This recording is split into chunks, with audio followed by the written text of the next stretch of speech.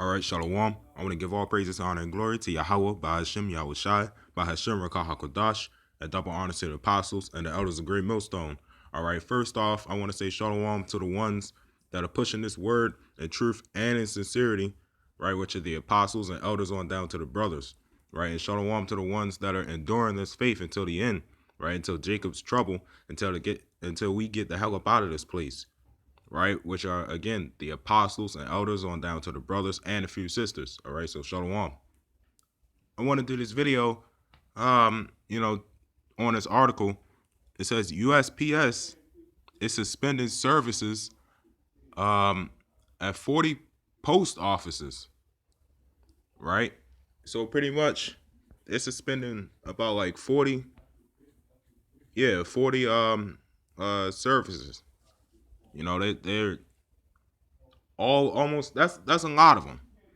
Although there's many post offices, in these states, the country, but USPS is a big, in fact, I believe the main postal service for, the US, right? Because, it's in the name, US, United States Postal Service. Right? So that's the biggest, postal service out here. Now, this is only just because of, holiday events, because this is holiday season. But just take a moment to imagine, when things start, breaking, all out hell just starts breaking loose. You can't buy, the things that you want because, these things got to be shipped, from country to country, whether it's from China to America or anywhere else to America or, so on and so forth. Right? Whether it's your entertainment products or things that you actually need or even food. Food is the biggest part though, because most people in America just can't cook. Right? So this is just only a small glimpse. So this is Ezekiel 5:17. It says, so I will send upon you famine and evil beasts. Right? So it's famine and evil beasts. Now we all know what famine is, no food, no water. But the main famine that's coming is the famine of the word. And that's going to be the biggest part. Where we can't, where these people will not be able to find us out there in those times. Right? When the Lord pretty much says, all right, that's enough. Now you wait. You sit back and watch. And it says an evil beast. Who are those evil beasts? That's, Revelation 12:12. The devil cometh down unto you having great wrath, because if they have but a short time. Who is that devil? This man that runs this society. The rulers of darkness. Those are the evil beasts. It says, and they shall bereave thee, and pestilence and blood shall pass through thee. And I will bring the sword upon thee. I, the Lord, have spoken it. Right? So these things must come to pass. The Lord has spoken it. This is the only way that we get the hell up out of this place. Right? That's why at the beginning of my videos, I say also shalom to the ones that are, enduring, until we get the hell up out of this place. Right? Because we got to endure, in this hardship.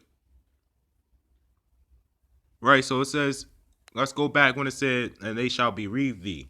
Now, before I did this video, I read through this, and I was kind of questioning what bereave mean, because I heard of it before, but I kind of forgot about that word. I haven't heard that in quite a while.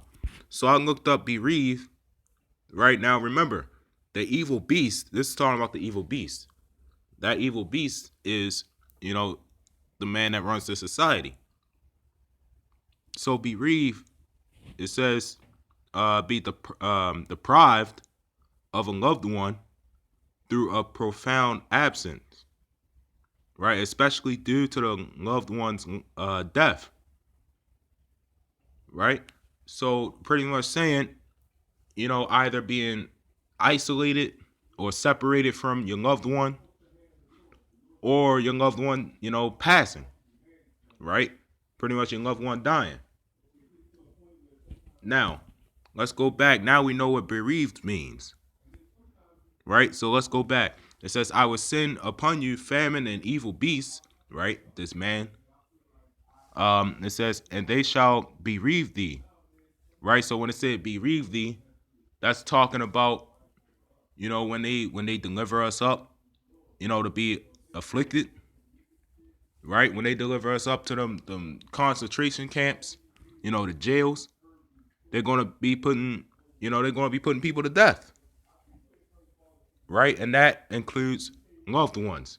You might have a loved one in those last days that end up being put to death, right? That's what it's talking about. You're gonna be bereaved. But at the same time, as the elder goes into, the definition, the elder here of Baltimore, he when it talks about us being killed,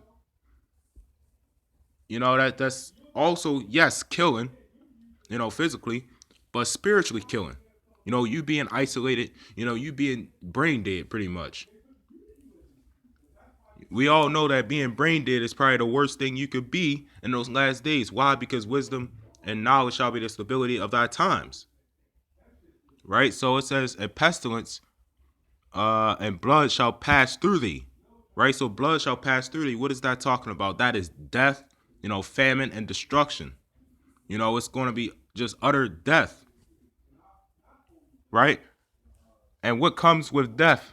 We actually used to live in a house where vultures used to fly around the backyard and for some reason eat cat food with the damn cats.